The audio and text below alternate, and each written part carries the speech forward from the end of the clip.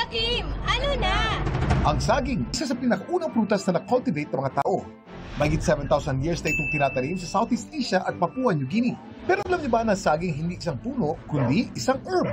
Malayo itong kamag-anak ng luya. Isa kasi itong herbaceous plant. Ibig sabihin nito ay isa siyang uri ng vascular plant, so may xylem, may phloem, pero wala siyang distinct secondary growth na naglilignify, nagpo-form ng wood. The absence of wood.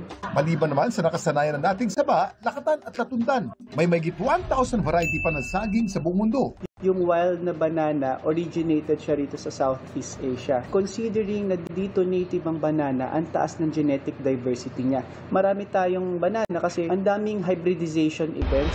Pero bakit nga ba napakalaki ng saging na na-harvest sa bakuran ni na Junjun?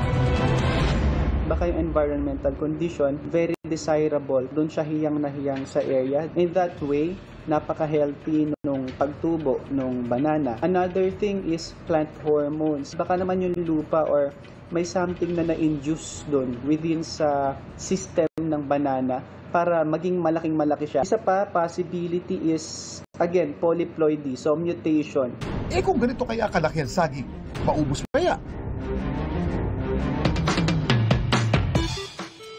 Ito ang Musa ingens o Giant Highland Banana. Ang pinakamatangkad na species ng saging sa buong mundo.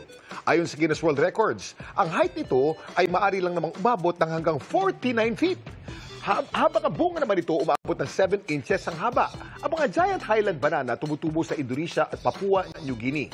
Samantala, para malaman ang trivia sa likod ng viral na balita, i-post o i-comment lang, #Kuya Kim. Ano na? Laging tandaan, importante ang may alam. Ako po si Kuya Kim at sagot ko kayo 24 oras.